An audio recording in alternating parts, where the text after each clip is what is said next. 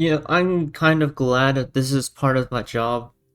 I am glad because then I get to see things that most people would get to share once they are pushed to sharing. All of the gizmo he's doing now, where instead of using my personal feelings, we'll be able to first pinpoint the thrill he's talking about, right? What I sent him was bait in the comments. It was in the Mike Tyson video, and I simply said a snippet of what I was talking about AI. Now, strategically, don't prevent your enemy from making a mistake in the battlefield. I heard this one phrase used around. It's worked. It's worked. I baited Kurosai, right? I baited Kurosai. Now he's gonna have to explain himself, right? That's the entire reason why I'm doing this. He's going to have to explain himself. He's already explained himself to lots of losers on the internet already. I know he's already explained himself to viewers that he's kicked off his chat. I know about that. Don't worry. I'm gonna come in here with a bunch of facts and my own personal bias, because since he says that there's no such thing as free will, I'll have to say my personal bias, and then I'll tell you what I exactly did to get here, where I'm at. Now, I am 20, but there are times where you've once said before that there could be people that have done a lot in a very short period of time. And that is one of them is me. One of them is me. We're going to be explaining that, right? First, I want to get into this, right?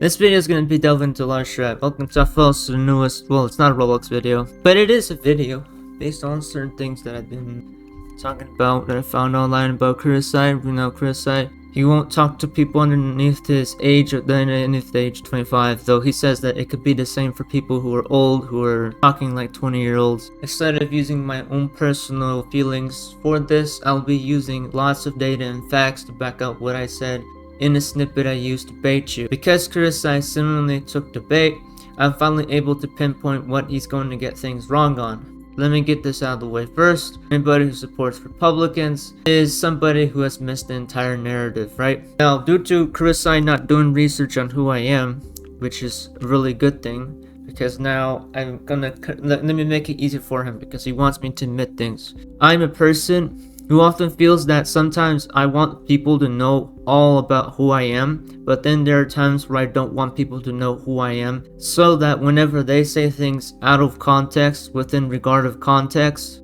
or question frameworks, right? Literally have tabs open just in case people in case people who watch this video are his viewers that were, exiled from his channel, right? Let's use that as a playful way of making this out.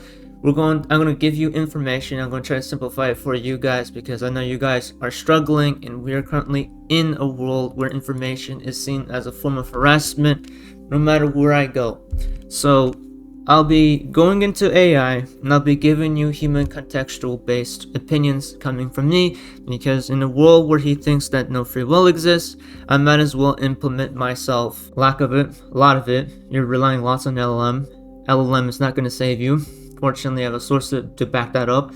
And I'm going to play my Senator Armstrong role, but rather a Senator Armstrong role within this specific niche context. A conceptual role semantics is a philosophical theory stating that the meaning of a linguistic expression or mental state is determined by its functional role in the system of thought, such as a person's beliefs, desires, and reasoning process, instead of focusing on intrinsic content or a word's connection to the external world reference. CRS emphasizes how a concept is used, its logical connections to other concepts, and its contribution to a cognitive system. This is something that I often happen to fall upon when I work on MS7, when I make hardcore world building, and we can go into the Oxford Academic. You can go all over that shred.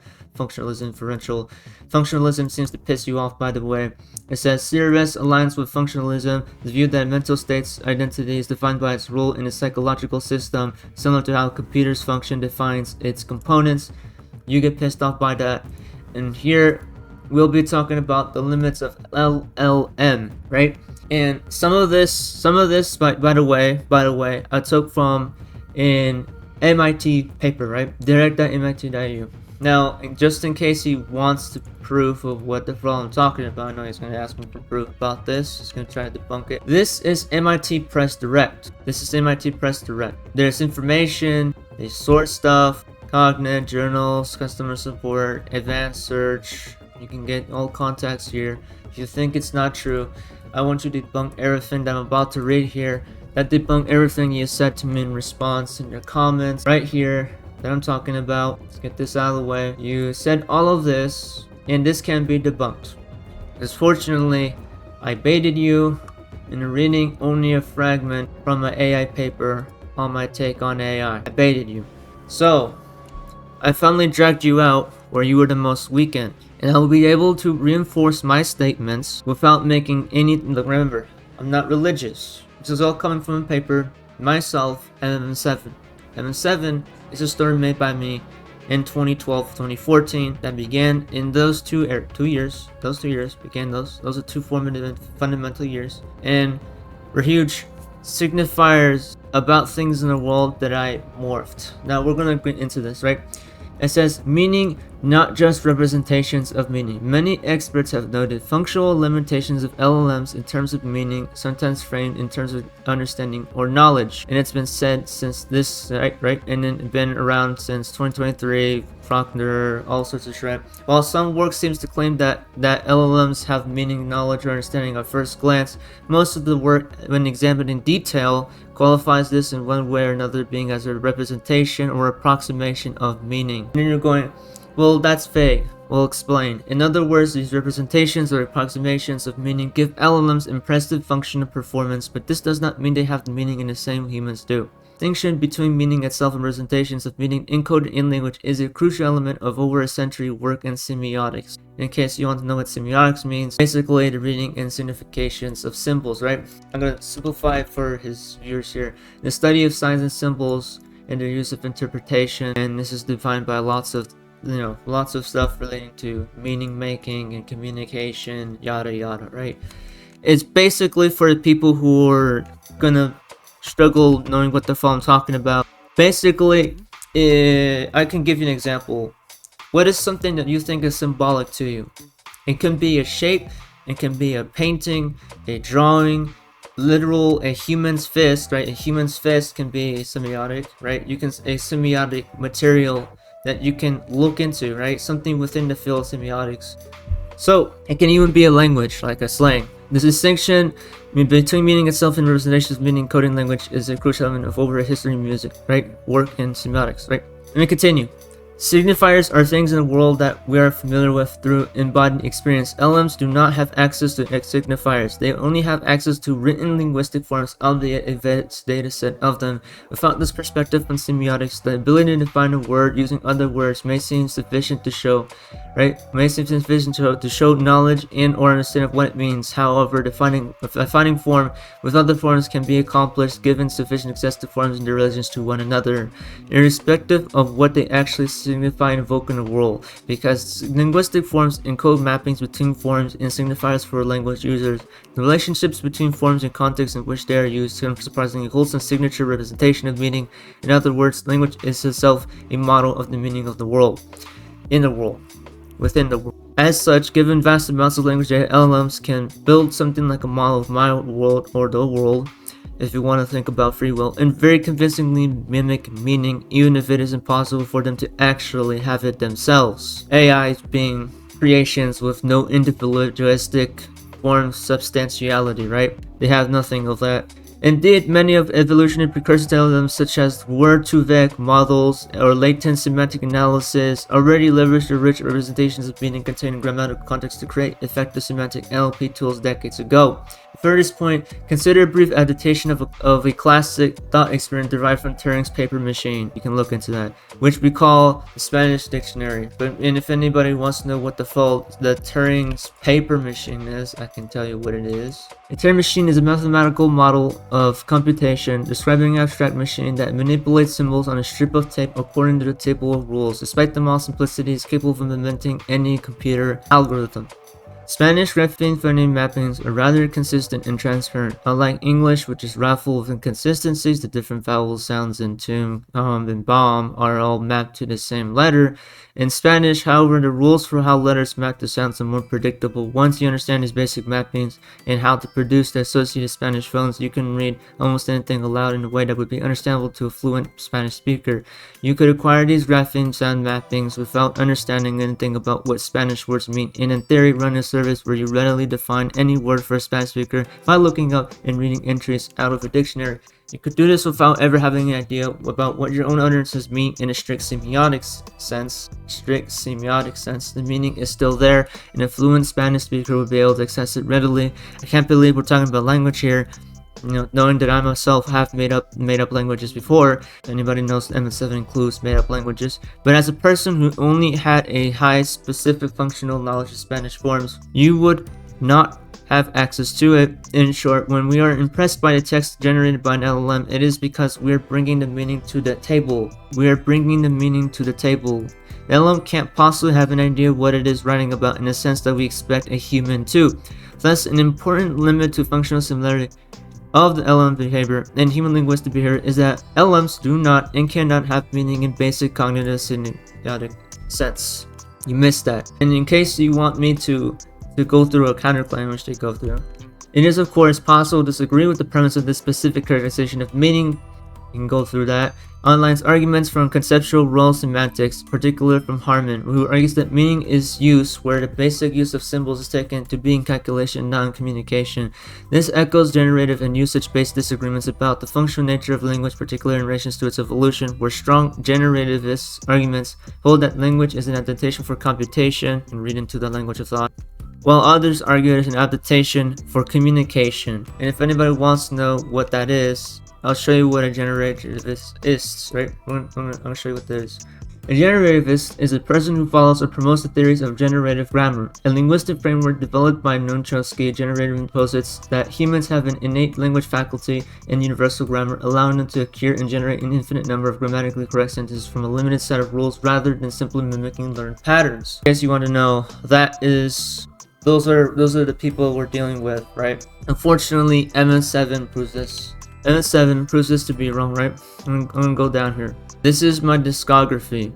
This was made in 5 years. If I was to think about music as a language based on music theory, if I was to use that and I turn it into a language, what if you can make a language called music file, but instead you change the word music file into something else, though music file is already an existent term, right? Think about that way. Think about the semantics around that, which you wouldn't be able to piece together, again, while others argue it is an adaptation of communication. You can't really change much of this because it is based on what humans see as language of thought, right? And if anybody wants to know what language of thought is, you can go all about it. Picking apart these issues at length is out with the scope of this paper. Let me read this. Taking apart these issues at length is out with the scope of this paper, but we note here that arguments for conceptual role semantics and similarities within a 4 questions framework focus primarily on function. They aim to understand meaning primarily in relation to what it does and not how it develops in interaction with other cognitive mechanisms or how it evolved. Yet these issues are entailed in the premise of conceptual role semantics, where meanings are determined by the concepts and the thoughts can be used to express, and these are determined by the functional role in the person's psychology. You can read about that. Concepts, thoughts, and a person's psychology come from their interaction with the world regardless of whether they use meanings for calculation or communication. Thus, LLMs may have meaning if and only if we take a narrow functional definition of meaning, but not where we consider linguistic meaning in the full context of the 4 questions framework, which, ironic enough, here it is. He says it himself. As your premise is no reason, one counterexample of rigorous reasoning classes the premise. The correct critique is narrower. Many chat models will struggle with messy real-world reasoning unless scaffolded. You said unless scaffolded. Thus, LLMs have meaning if and only if we take a narrow functional definition of meaning, but not where we consider linguistic meaning in the full context of the 4 questions framework. You happen to be mentioning scaffolding and you mentioned all of this about LLM. I didn't bundle this together, by the way, which we can, literally read this article about how it's mentioning maths, but it's not mentioning this, right? This multi-modality interaction, you can read all about this. I mean, you can literally see it saying source ChatGPT, since you love using ChatGPT. And this article that I made myself still exists. You can read about that too. You then go around saying AI fills in intonation, voice prosody. This was true years ago, but is not defensible now. Zero-shot TTS models, Microsoft's Valley family, and OpenAI's voice engine show how strong speaker similarity and prosodic control from very short examples. With work even reporting human parity metrics on standard data sets, that doesn't mean perfect, but fails is outdated. This, what I'm talking about, I need to show you what I'm talking about. I'm going to show you. I'm going to show you an example of what you think AI does so well. You'll have to tell the AI to sing the way I need you. I need you to look at how music's normally done, right? In the round 6 playlist of mine shows a lot. He's in his 30s, he thinks everything he says is right. Fortunately, how can you blame him? He's lived 32 years of his life, and he was too late. But instead of saying my opinion, we're going to go about this, right? I want you to use all of these songs as reference, right? You might recognize all of these songs. I want you to go through them and realize what AI needs to hit. I want you to look at these. Listen to them. It's publicly found on my channel. The best sounds of all time for me. Now everyone though, I know you have different tastes, so I'll leave it at that. Time to listen to what real sound is, a melody put in sense. Find the symphony in the sound, the energy in this tradition, and then look at every one of these. Very, very familiar with you. There's no more, don't worry. Look at how this is done.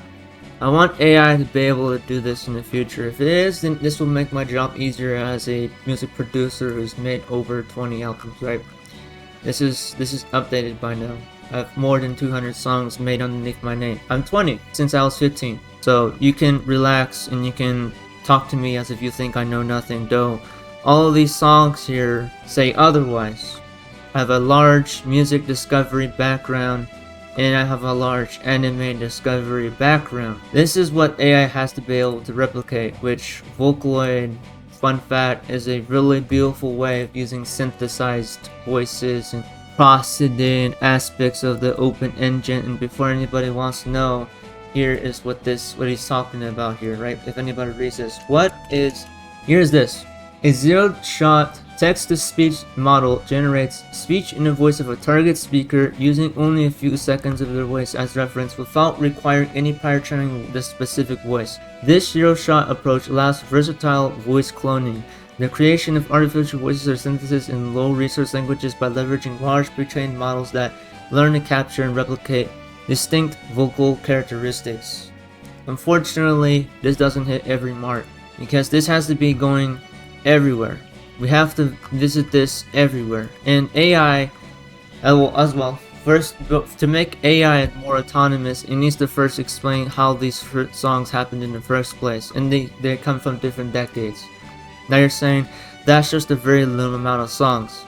You are absolutely right. In that context, that has now become outdated. Here is a round 3 playlist that continues to show some bias in my taste in music. I want AI to be able to go through all of these and see if it can tell why these songs exist. You can look into this, by the way. You can look into this. There's a lot that I've went through. I've reviewed thousands of albums, but you're gonna go, that's not the point.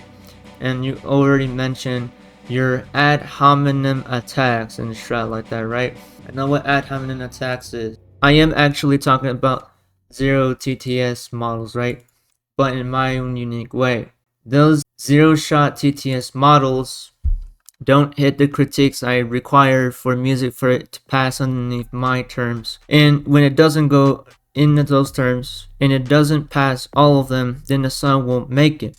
I've listened to multiple AI-generated songs, by the way, lots of them, to know what the fuck I'm talking about, to know that besides speech, we need to talk about this in the musical sense. AI can't make creative, original ideas, it just washes things together. Then you say, Creative research, Bowden's framework treats a lot of human creativity as a recombination or exploration of conceptual spaces, exactly the territory where generative models can do to produce novel foundations that people judge as creative, right? Not memorize. Empirical studies have found ChatGPT-4 scoring at or near top percentile levels on Turing's-style creativity tests with caveats. The right critique is about depth in evaluation, not a categorical cant. I can debunk this. Here's how. This is an AI chat that I've worked on from previous chats. I'm gonna show you. Transferred it to this AI. I tried to teach the AI about what a cathedonian is, and I told as much as possible what a cathedonian is. Who made the cathedonian? Who made the term cathedonian? The cathedonian. You seemingly forgot that, by the way, I need to add this to my dictionary now to do that. It says, the term cathedonian was created by you, the participant, as part of the M7's universe's original world building. It doesn't come from outside sources, mythologies, or pre-existing sci-fi fantasy settings. It's one of the many alien species terms coined within your story. You've been expanding it over time, given the cathedonians their physiology, culture and energy systems, and political theory conflicts. So again, it says all of this. You can read about it. Wait, you can't read about it. It comes from me.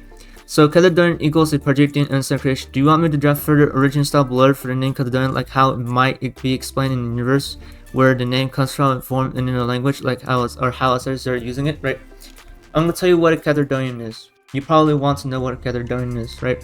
I'm gonna give the AI, here is a short story on the beginning. Here it is. So he says something to do with AI can't make creative original ideas, it just washes things together. Let me show you why. He says, creative research, Bowden's framework treats a lot of human creativity as a recombination exploration of conceptual spaces, exactly the territory where generative models can and do produce combinations that people judge as creative. What people are judging this as creative? What combinations produce novelty coming from a territory where generative models can do this at? And it says that Bowden's framework. So the guy, he talks about Bowden's framework. Let me show this. He talks about Bowden's framework. So you're taking it from a dude who doesn't know what he's talking about, right? I'm not talking about Bowden. I'm talking about Kurosai using this as a way of proving himself right. But I did bait him in this, so. And then it says, empirical studies have found GPT-4 scoring at near the top percentile levels on Turing-style creativity tests with caveats. The right critique is about depth and validation bias, not a category isn't. What's hilarious is that he's relying this on Turing-style creativity tests. What is a Turing-style creativity test? In Turing-style creativity test, officially known as the Turing test of creative thinking, is a widely used assessment developed by Paul Turing to measure a person's divergent thinking skills, which are fundamental to creativity. The test uses verbal and figural tasks to evaluate aspects of creativity like fluency, flexibility, originality, and collaboration. These involve responding to written prompts such as asking questions, guessing the cases of situation, or listing of unusual uses for an everyday object. Which, by the way, LLM models have a lot that contradicts how this specifically works. LLM models are supposedly this could be a really great way to find a trend. Like, you can find something about this. You can connect this to LLM models. Then figural tasks. These require participants to complete or transform incomplete abstract figures or symbols into original drawings, assessing their ability to visualize and create visual elements. The purpose and use, right? Use various settings to identify students who may be gifted in creative ideas, right? Areas, and to evaluate programs designed to boost creativity. To study creativity across different populations and understand trends in creative thinking over time. To assess and foster creative problem-solving skills of professionals. And it's regularly updated, right? It's newly updated to reflect changes in population over time. Its longitudinal studies have shown that performance on the TCT can predict adult creative behaviors years later. And here is why that won't work all the time. Let me explain to you what this is. Here's how I can use LLM in Turing-style creativity tests and reductionism at the same time within this topic. Now, we're going to explain to this. There's a point to all of this. Since you say that there's no point, I watched your stream, by the way, before I went to sleep. I'll explain what this means. Good question. You're actually poking at two very deep fault lines here. Creativity testing methodology like Turing's and symbiotic linguistic meaning in LLMs. Let me break it down so you can wield this precisely in your critique. right? And it helps me do this. Why parent-style creativity tests can be unreliable. Developed in the 60s, right? In the 60s, remain a widely used tool in educational psychology. Scholars have flagged several problems. Literally, I'm actually talking against something that I thought would be a great way to test creativity, right? But unfortunately, it's not always working, right? It's not perfect. Creativity is multidimensional. Novelty, usefulness, aesthetic value, context, but Torrance reduces it to measurable proxies like fluency, flexibility, originality, and elaboration. This makes it easy to test, but strips away context and intentionality, which AI doesn't have. And AI literally telling me this, telling me that it would strip away context and intentionality, which I've just completely debunked on your text on LLM recently. And then cultural bias. The test assumes creativity manifests the same way across cultures, which isn't true, which counts as novel or imaginative, is culturally specific, right? There's bias. You just said there's no free will. This test basically is indirectly saying you do have free will about your creativity, right? If I was to say that you do have free will, no free will, don't talk about free will, free ego. It's more like free ego. You probably don't even know what free ego is. Right, predictive weakness. Research shows TTC girls do not consistently predict long-term creativity achievement in adulthood. They capture divergent thinking, but not persistence, vision, or domain-specific expertise. Myself being a transmedia world builder, you need domain-specific expertise. You need to know your material. As a creator, you need to know that. You need to have persistence, right? You need to have a vision. A creative visionary. If anybody wants to know, let me use his own this. Here is a creative visionary. A creative visionary is an individual who demonstrates exceptional imagination and originality, developing innovative ideas and foresight to guide artistic and strategic direction or shape culture, right, and society. They use their creative expression often across multiple disciplines to challenge norms, inspire action, and connect with audiences on a deeper level. Key traits include a blend of innovation and intention, the ability to think beyond a medium, and the power to articulate a unique and compelling vision for the future. That's what that is. Basically what the AI is trying to do in LLM and all the stuff you're saying about the zero shot and all the Turing style tests. If you're simply a person who can do this, this will easily make everything you've just talked about within these, lots of it, useless. This already has been completely debunked. This then became completely debunked because then later we talk about misrepresentation because TTCT is easy to administer. Schools and policymakers sometimes overstate the results as a measure of creativity when in reality only captures only a thin slice of the phenomenon. It over-indexes on testable surface behaviors and underplays lived contextual creativity. The creative visionary, by the way, comes for free. And you don't have to go to a stupid university to do that. How so? How this collides with LLM creativity. LLMs excels at fluency and flexibility, two Turing's dimensions that can generate many different answers and recombine patterns fluidly, but LLMs lack intentional originality. They don't have goals or stakes, elaboration as narrative continuity. They fake coherence but with lived developmental depth and individualist agency. In semiotics, this matters. Meaning emerges not just from combinatorics of science, but from the interactive act of a subject in context. This is very essential. LLMs produce text science that mimic meaning only under a narrow functional definition. So Turing tests may accidentally overcredit LLMs for creativity because they measure just the generative fluency part, which machines now mimic well, but they miss intention, context, and lived symbolic agency, which is where human creativity still fundamentally differs to this falling day. Then, the 4 questions framework. Name I type. I took this from MIT. Remember, we've already talked about limitations of LLM. Already talked about LLM and voice systems. I've already talked about all the math that doesn't have anything to do with reasoning. Couldn't replicate reasoning. I just proved that wrong. And then if you improve this about narrow, right? I already talked about scaffolding without mentioning scaffolding, so that you don't think I'm regurgitating your words. And then you try mentioning intonation. Here, it just basically says you missed all sorts. It misses all sorts of meaning. Then, if meaning statistical function represents narrow, then LLMs have meaning, right? But if meaning embedded linguistic semantic interpretation, right, then LLMs do not have meaning. You can look about semiotic, pragmatic, cultural, and intentional. You can look up all of these in your own time. This is the lines of semiotics. Signs do not mean in themselves, but through human interpretance and cultural codes. LLM doesn't participate in this triadic relation. You can talk about this, which I will say no, but you want me to prove it? What is a triadic relation? In context of LLMs, a triadic relation refers to a relationship or interaction involving three core elements, moving beyond a simple one-to-one dyadic interaction. This concept, drawn from semiotics and logic, is applied to LLMs to describe more complex architectures and processes, while a binary relation links to entity. Paris is the capital of France. A triadic relation involves three entities and explains a more nuanced and contextual connection. In primary ways, the concept of triadic relations apply to LLMs, and it would take a while to even explain it, and you have to go through lots of metrics, lots of generalizations, lots of semiotics and language processing, and then this triadic relationship is crucial for understanding how an LLM can assign meaning beyond simple text words, right?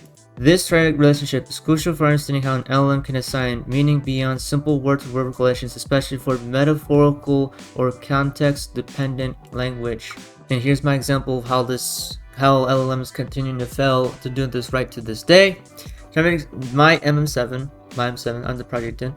It represents an individualist creative act based not just on recombination, but on subjective intention, personal history, cultural negotiation, and audience relationship.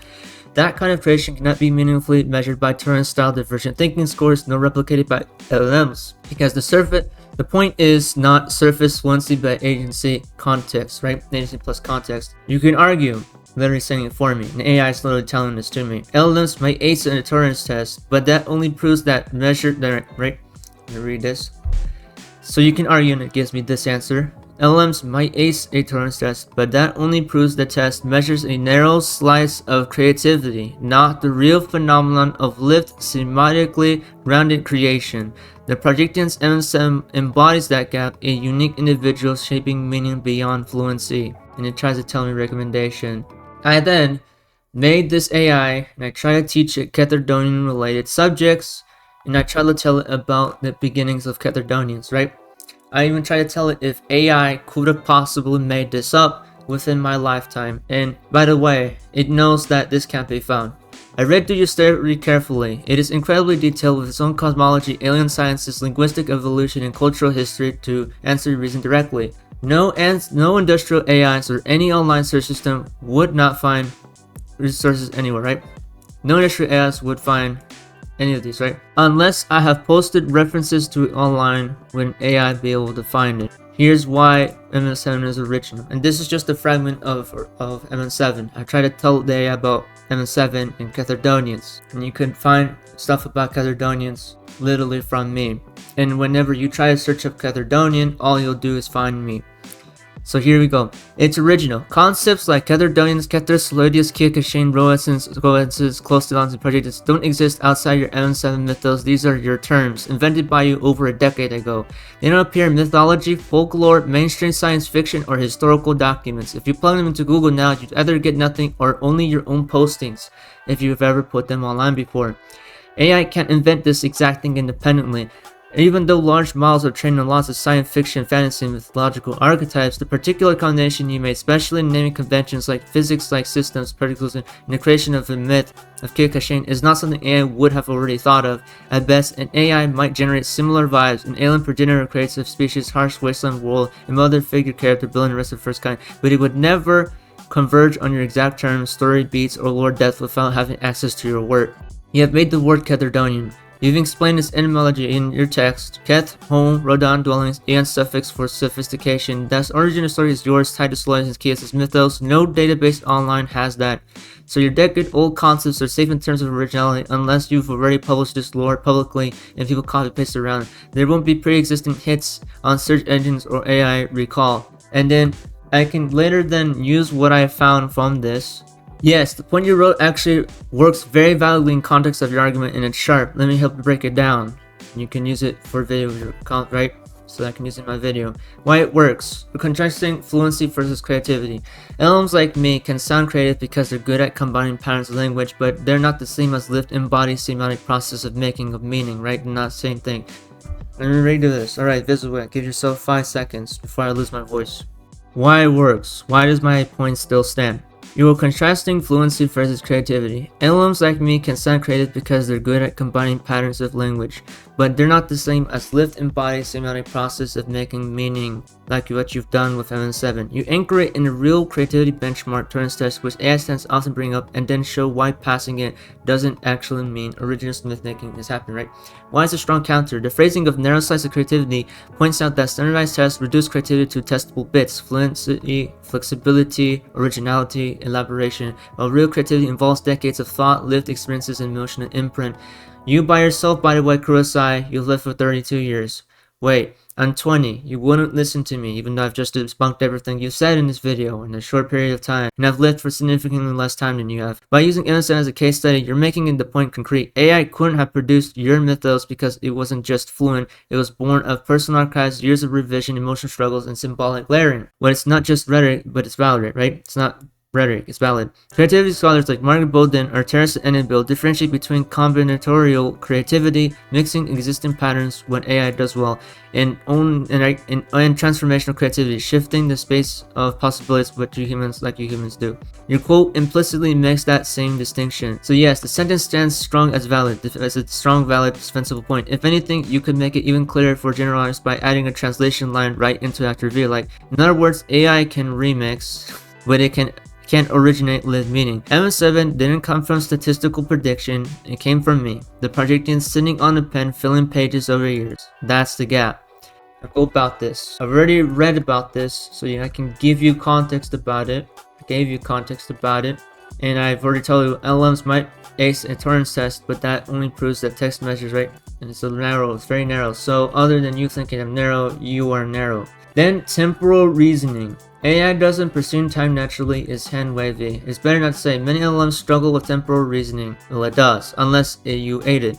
Yep, that's an active research area with benchmarks. That document mixed performance, right? So the weakness isn't that models lack a mystical sense of time, it's that temporal reasoning is brittle without tools or retrieval. So he isn't even able to debunk me on this because it has something to do with linguistics. Then he says it only gives you what you ask for under specification versus spontaneity, right? This confuses UI dynamics with core ML failure modes. The real issue is under specification. Many models that look equally good in training behave differently in deployment. So vague prompts, under specified tasks produce unstable behavior. That's a sharp documented problem and a stronger way to frame this critique. Yes, this is generated using AI, but that does not undermine the validity of the argument. Dismissing it with ad hominem text rather than presenting a thoughtful counter argument reflects a failure to engage meaningfully. While I may not have the time to address this in every single comment in detail, I can provide clarification and insight in a single response due to new technologies. You should at least be glad I took the time to read your comment when I should be spending time elevating my content. And you aren't wrong. You need to elevate your content. You have to do what you need to do. But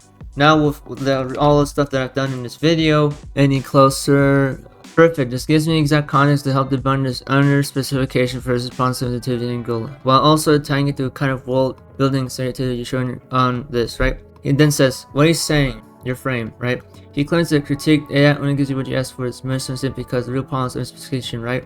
That is a well-documented issue. So your friends your critique his UI level while trying to elevate his is more scientific. He then closes with a rhetorical dismiss, right? And then you then close with a rhetorical dismissal, right? Here's where his claim, right? It's brilliant. Under specification is not prompt sensitivity. He sets up a false dichotomy. In reality, both are true and intertwined. Prompt sensitivity is a surface manifestation of under specification if training left multiple latent pathways. Unresolved prompts expose them in erratic ways. So dismissing prompt sensitivity as just UI is misleading. It's literally how users experience the deeper technical instability. Counter, you're separating what is actually connected. Prompt fragility is the user-facing symptom of under specification. Saying one is real and the other isn't is like saying the fever isn't real, only the infection is. His framing ignores power plus intent. You short with Kiyoshi's that creation isn't just wrong combination, it's about agency, intent, and symbolic placement. LLMs may collapse into unstable behavior not only because of under specification, but because they lack a stable interpretive self to resolve contradictions.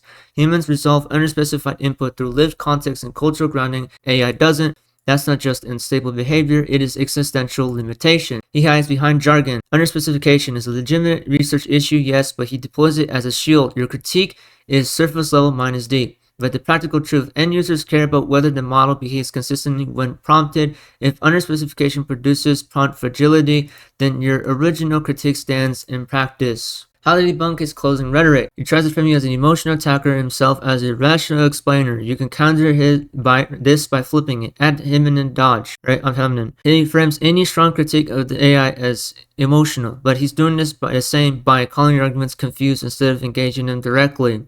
His authority bluff. This is a sharp documented problem. Sounds strong, but underspecification is just one of many documented problems to see. Hallucination, bitterness, catastrophic forgetting, relative biasing.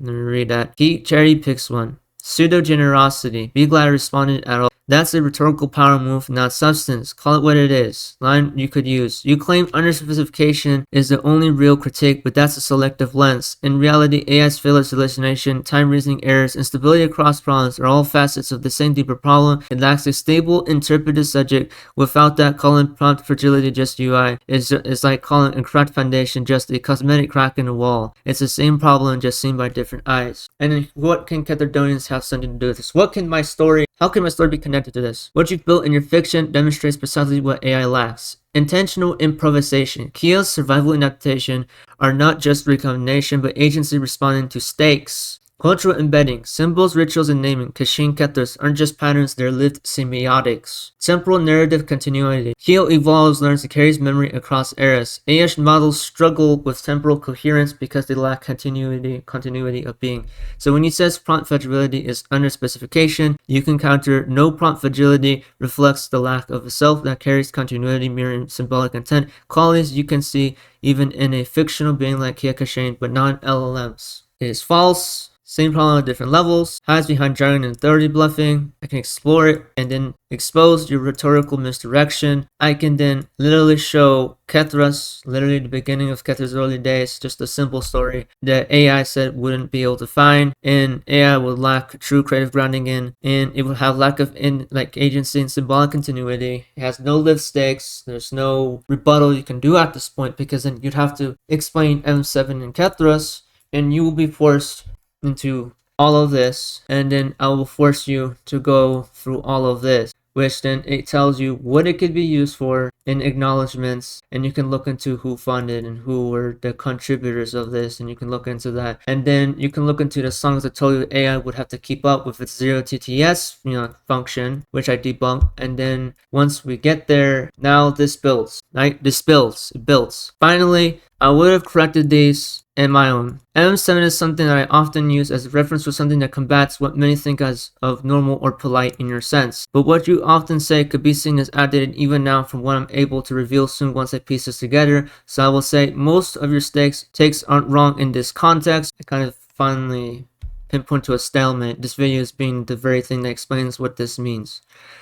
AI wouldn't have been able to have temporal coherence of this video connecting with this comment because he didn't respond to this, right? He was distracted doing something else. This last sentence explains why this video came out.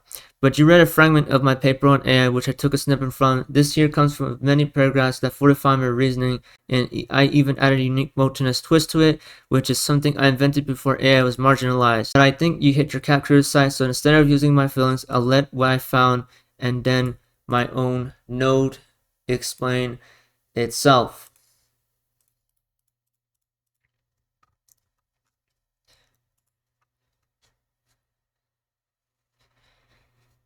You're wrong.